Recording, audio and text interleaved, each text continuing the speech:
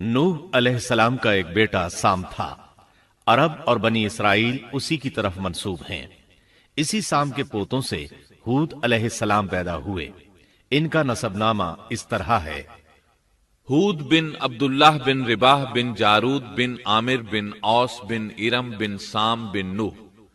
ہود علیہ السلام کی قوم کو قوم عاد اور قوم ارم بھی کہا جاتا ہے، کیونکہ عاد اور ارم ہود علیہ السلام کے اجداد تھے۔ قوم ہود احقاف نامی ایک بستی میں آباد تھی، اور یہ بستی عمان اور حضرہ موت کے درمیان ریت کے ٹیلوں والے علاقے میں تھی۔ عربی میں احقاف ریت کے ٹیلوں کو کہتے ہیں۔ یہ علاقہ سمندر کے کنارے واقع تھا اور شہر کے نام سے پکارا جاتا تھا۔ قرآن مجید میں سورۃ الاحقاف آیت 21 میں اللہ تعالیٰ نے انہیں ان کی بستی کی طرف منسوب کرتے ہوئے مخاطب کیا ہے۔ اور عاد کے بھائی کو یاد کرو جبکہ اس نے اپنی قوم کو احقاف میں ڈرایا۔ قوم عاد کے لوگ اپنی رہائش کے لیے خیمے پسند کرتے تھے۔ ان کے خیمے بہت مضبوط اور پختہ ہوتے تھے۔ یہ لوگ ان کو بڑی مہارت سے بناتے تھے، پھر ان پر فخر کرتے تھے۔ اللہ تعالیٰ سورۃ الفجر آیات 6 تا 8 میں فرماتے ہیں: کیا آپ نے نہیں دیکھا کہ آپ کے رب نے عاد کے ساتھ کیا کیا، جو نسل ارم سے تھے، ستونوں والے تھے، جن کے مانند کوئی قوم دنیا کے ممالک میں پیدا نہیں کی گئی۔ اللہ تعالیٰ نے ان کی کاریگری اور فن کی ایک مثال دی ہے کہ وہ ایسے خیموں میں آباد تھے جن کے ستون بہت مضبوط تھے، طاقتور تھے۔ ان لوگوں نے شہروں اور بستیوں کو ایسی کاریگری سے بنایا کہ ان کے متعلق عجیب و غریب روایات مشہور ہو گئیں۔ یہ نرم زمین میں خیمے بناتے تھے، اس کے ساتھ پہاڑوں میں محل بھی بناتے تھے۔ حالانکہ رہائش کے لیے زمین پر خیمے موجود تھے، گویا بیکار دولت اور وقت برباد کرتے، پھر اس پر فخر کرتے۔ شہروں میں جو راستے اور سڑکیں تھیں وہ بہت چوڑی تھیں۔ ان جیسے طویل اور قوی لوگ بعد میں پیدا نہیں ہوئے۔ کاریگری اور فنکاری میں یہ لوگ اس مقام تک پہنچے کہ پھر کوئی نہ پہنچ سکا۔ یہ لوگ عرب تھے اور عربی میں بات چیت کرتے تھے۔ ہود علیہ السلام بھی عربی تھے۔ اسماعیل علیہ السلام سے پہلے کے عرب باشندے عرب عاربہ کہلاتے ہیں۔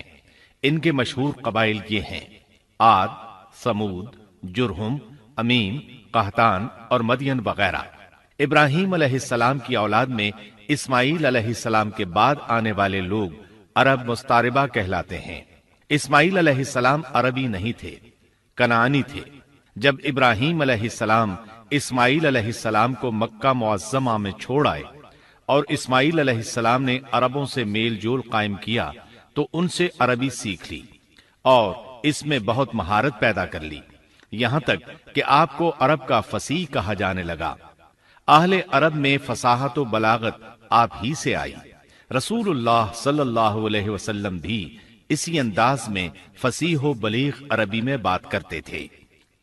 طوفان نوح کے بعد جب دوبارہ لوگوں کو پیدا کیا گیا تو وہ ایک مرتبہ پھر ان بستیوں میں رہنے کے لیے چلے گئے جہاں نوح علیہ السلام رہا کرتے تھے۔ نوح علیہ السلام شام کے شمال اور ترکی کے جنوبی علاقوں میں رہا کرتے تھے۔ لوگ یہاں آباد ہو گئے، پھر یہاں سے کچھ لوگ فلسطین اور شام کی طرف ہجرت کر گئے اور کچھ لوگ جزیرے کی طرف ہجرت کر گئے، اور قوم عاد جزیرے کے جنوب میں آ کر آباد ہو گئی۔ اس وقت تمام لوگ توحید پر تھے۔ طوفان کے ساتھ جب زمین پامال ہو گئی تو اس پر سوائے نوح علیہ السلام کی اولاد کے اور کوئی زندہ نہ رہا۔ یہ لوگ توحید پرست تھے، لیکن وقت کے ساتھ ساتھ قوم عاد آباد ہوئی اور شیطان نے ان کے دلوں میں وسوسہ ڈالا۔ اس طرح وہ شیطان کی عبادت کرنے لگے۔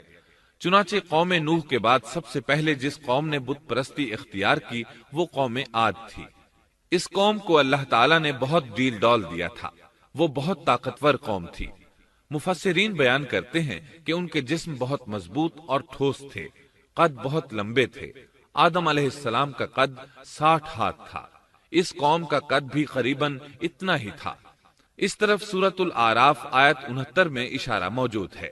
اللہ تعالیٰ فرماتے ہیں: اور تم وہ حالت یاد کرو جب اللہ نے تمہیں قوم نوح کے بعد جانشین بنایا اور ڈیل ڈول میں تمہیں زیادہ پھیلاؤ دیا، سو تم اللہ کی نعمتوں کو زیادہ یاد کرو تاکہ تم فلاح پا جاؤ۔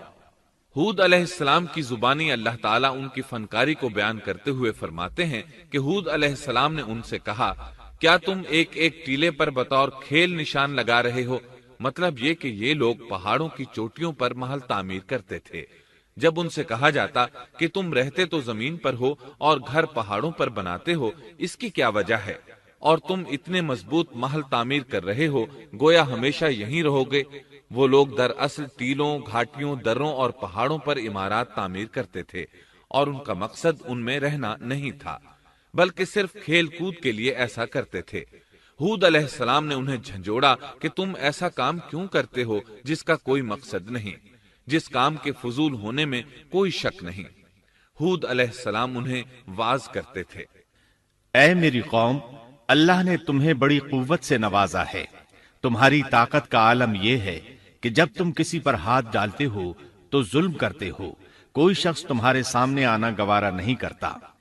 لہذا اللہ سے ڈرو اور میری پیروی کرو، اس سے ڈرو جس نے ان چیزوں سے تمہاری مدد کی۔ اللہ تعالیٰ نے اپنی ہر طرح کی نعمت، مال، اسباب، اولاد، باغات، شہر، قوت، جسامت اور صنعت کاری سے تمہیں نوازا ہے، لہذا تم اللہ سے ڈرو اور میری اطاعت کرو۔ لیکن ان کی قوم نے کوئی اثر نہ لیا، نہ ان پر ایمان لائی، الٹا لگی تکبر کرنے، اللہ کی حمد کی بجائے اس کی ناشکری کرنے لگی۔ اور تکبر کے بارے میں بات یہ ہے کہ جب سے ابلیس نے اس کو اختیار کیا، یہ اس وقت سے آزمائش بن چکا ہے۔ اللہ تعالیٰ سورہ حامیم السجدہ آیت 15 میں فرماتے ہیں، پس قوم عاد نے تو بے وجہ زمین میں سرکشی شروع کر دی اور کہنے لگے کہ ہم سے زوراور کون ہے؟ کیا انہیں یہ نظر نہ آیا کہ جس اللہ نے انہیں پیدا کیا ہے وہ ان سے بہت ہی زیادہ زوراور ہے؟ جب یہ لوگ اپنی سرکشی اور کفر میں حد سے بڑھ گئے، تب اللہ تعالیٰ نے ہود علیہ السلام کو ان کی طرف بھیجا۔ انہوں نے انہیں اللہ کی طرف بلایا اور کہا، اے میری قوم، اللہ کی عبادت کرو، اس کے سوا تمہارا کوئی معبود نہیں۔ کیا تم ڈرتے نہیں؟ قوم کے کافر سردار کہنے لگے، ہم تو دیکھتے ہیں کہ تو نری بے وقوفی میں ہے، ہمارے خیال میں تو جھوٹا ہے۔ اس پر ہود علیہ السلام نے فرمایا، میری قوم، میں بے وقوف نہیں، میں تو تمام جہانوں کے پروردگار کی طرف سے بھیجا گیا ہوں، تمہیں اپنے رب کے پیغامات پہنچا رہا ہوں، اور ہوں بھی تمہارا دلی خیر خواہ اور امانت دار۔ کیا تم اس بات سے تعجب کرتے ہو کہ تم میں سے ایک شخص کی معرفت، اللہ کا ذکر تم تک پہنچا کہ وہ تمہیں خبردار کر دے؟ تم اللہ کی اس نعمت کو یاد کرو کہ اس نے تمہیں قوم نوح کے بعد خلیفہ بنایا اور ڈیل ڈول میں تمہیں زیادہ پھیلاؤ دیا۔ تم اللہ کے احسانات کو یاد کرو تاکہ فلاح اور نجات پا جاؤ۔ ہود علیہ السلام نے اللہ کی عظیم نعمتوں کے ساتھ انہیں نصیحت کی، لیکن وہ بدبخت کفر ہی کرتے رہے۔ آخر انہیں جھنجھوڑنے کے لیے انہوں نے فرمایا، اے میری قوم، اللہ ہی کی عبادت کرو، اس کے سوا تمہارا کوئی معبود نہیں۔ تم تو صرف بہتان بازی کر رہے ہو، یعنی جن بتوں کی تم پوجا کر رہے ہو ان کی پوجا تم نے خود گھڑی ہے۔ اللہ تعالیٰ نے تو اس کے متعلق کوئی دلیل نازل نہیں فرمائی۔ میری قوم کے لوگوں، میں تم سے اس دعوت و تبلیغ کی کوئی اجرت نہیں مانگتا، میرا اجر اس کے ذمے ہے جس نے مجھے پیدا کیا ہے، تو کیا تم پھر بھی عقل سے کام نہیں لیتے؟ اے میری قوم کے لوگوں، اپنے رب سے گزشتہ گناہوں کی معافی طلب کرو، آئندہ گناہوں سے توبہ کرو، تاکہ وہ برسنے والے بادل تم پر بھیج دے اور تمہیں طاقت میں اور بڑھا دے، تاکہ تم گناہگار ہونے کے باوجود روگردانی نہ کرو۔ ہود علیہ السلام مسلسل انہیں دعوت دیتے رہے، لیکن وہ ظالم قوم نوح کی طرح ان کا مذاق اڑانے لگی اور کہنے لگی، ہمارے خیال میں تو بے وقوف ہے، اور شاید تو ہمارے کسی معبود کے بڑے جھپٹے میں آ گیا ہے، تو ہمارے بتوں کو برا کہتا ہے، اس لیے ان میں سے کسی کی مار تم پر پڑی ہے، اسی لیے تو ذہنی مریض بن گیا ہے۔ وہ ظالم لوگ چونکہ آخرت پر ایمان نہیں رکھتے تھے اور دنیا میں خوشحالی کی زندگی بسر کر رہے تھے، اور تھے بھی اپنی قوم کے سردار، اس لیے اپنے ماتحتوں سے کہنے لگے، یہ تو تم جیسا ہی انسان ہے، وہی کچھ کھاتا ہے جو تم کھاتے ہو، اور پیتا بھی وہی کچھ ہے جو تم پیتے ہو۔ اب اگر تم نے اپنے جیسے انسان کی اطاعت قبول کر لی تو سخت خسارے میں رہو گے۔ کیا یہ تمہیں اس بات سے دھمکاتا ہے کہ جب تم مر کر خاک اور ہڈیاں بن جاؤ گے تو پھر زندہ کیے جاؤ گے؟ ہرگز نہیں، یہ بات امکان سے باہر ہے جس کا وعدہ تم سے کیا جاتا ہے۔ یہ زندگی تو صرف دنیا کی ہے، ہم مرتے جیتے رہتے ہیں، ہم پھر نہیں اٹھائے جائیں گے۔ یہ تو وہ شخص ہے جس نے اللہ پر جھوٹ باندھا ہے، ہم اس پر یقین کرنے والے نہیں۔ ہود علیہ السلام انہیں دعوت دیتے رہے یہاں تک کہ ان کی قوم نے واضح طور پر کہہ دیا کہ آپ ہمیں واز سنائیں یا نہ سنائیں، ہم تو اپنی روش نہیں چھوڑیں گے، یہ تو پرانے لوگوں کا دین ہے۔ اس طرح قوم انہیں مسلسل جھٹلاتی ہی رہی۔ آخر ہود علیہ السلام نے بھی انہیں کھلم کھلا دھمکی دی اور فرمایا، لوگو سنو، میں صرف تمہیں ہی نہیں اللہ کو بھی گواہ بنا کر اعلان کرتا ہوں کہ اللہ کے سوا جس کی عبادت ہو رہی ہے میں ان سب سے بری طرح بیزار ہوں۔ اب تم ہی نہیں اپنے ساتھ اوروں کو بھی بلا لو اور اپنے ان سب جھوٹے معبودوں کو بھی بلا لو، اور تم سے جو ہو سکے مجھے نقصان پہنچا دو، مجھے کوئی مہلت نہ دو، نہ مجھ پر ترس کھاؤ۔ یہ فرمانے کے بعد انہوں نے اللہ سے دعا کی، اے پروردگار، ان کے جھٹلانے پر تو میری مدد فرما۔ اللہ کی طرف سے آپ کو جواب ملا، یہ تو بہت ہی جلد اپنے کیے پر پچھتانے لگیں گے۔ اللہ کے نبی کا انکار کرنے، اس سے بغض رکھنے اور اس کا مذاق اڑانے والوں کا انجام کیا ہوا؟ اللہ نے انہیں ایسے زناٹے کی آندھی سے تہس نہس کیا کہ جس کی تاریخ میں مثال نہیں ملتی۔ اللہ نے ان سے بارش روک لی، اس سے خشک سالی کی کیفیت پیدا ہو گئی، درخت اور پھل ختم ہو گئے، وہ لوگ بارش کی خواہش کرنے لگے۔ اسی حالت میں ایک دن اللہ نے انہیں عذاب دینے کا ارادہ فرمایا۔ انہوں نے دیکھا ایک سیاہ بادل ان کی طرف بڑھ رہا ہے، خوشی سے اچھلنے لگے، کہنے لگے یہ بادل ہم پر برسنے والا ہے، جبکہ ان کا خیال غلط تھا۔ دراصل ابر کی صورت میں یہ وہ قہر الہی تھا جس کے آنے کی وہ جلدی مچا رہے تھے۔ وہ عذاب ان کی بستیوں کی تمام چیزوں، پھلوں، خیموں، درختوں کو تہس نہس کرتا ہوا آیا۔ اسے اللہ کا یہی حکم تھا۔ آندھی اس قدر زبردست تھی کہ پہاڑوں پر ان کے تعمیر کردہ محلوں تک کو اڑا لے گئی۔ مجرموں کا یہی بدلہ ہے۔ اللہ تعالی سورۃ الزاریات آیت 41 اور 42 میں فرماتے ہیں، اسی طرح عادیوں میں بھی ہماری طرف سے تنبیہ ہے، جبکہ ہم نے ان پر خیر و برکت سے خالی آندھی بھیجی، وہ جس چیز پر گرتی تھی اسے بوسیدہ ہڈی کی طرح چورا چورا کر دیتی تھی۔ اس آندھی نے ہر چیز کو فنا کر کے رکھ دیا۔ اللہ تعالیٰ ان کی تباہی ایک جگہ ان الفاظ میں بیان کرتے ہیں، قوم عاد نے بھی جھٹلایا، پس کیسا ہوا میرا عذاب اور میری ڈرانے والی باتیں۔ ہم نے ان پر تیز و تند مسلسل چلنے والی ہوا ایک لگاتار منحوس دن میں بھیج دی، جو لوگوں کو اٹھا اٹھا کر دے پٹکتی تھی، گویا کہ وہ جڑ سے کٹے ہوئے کھجور کے تنے ہیں۔ پس کیسی رہی میری سزا اور میرا ڈرانا؟ یقیناً ہم نے قرآن کو نصیحت کے لیے آسان کر دیا ہے، پس کیا ہے کوئی نصیحت پکڑنے والا؟ ایک تیسرے مقام پر اللہ نے ان کی ذلت اور رسوائی کا ذکر یوں کیا ہے، قوم عاد بے حد تند اور تیز ہوا سے غارت کر دی گئی۔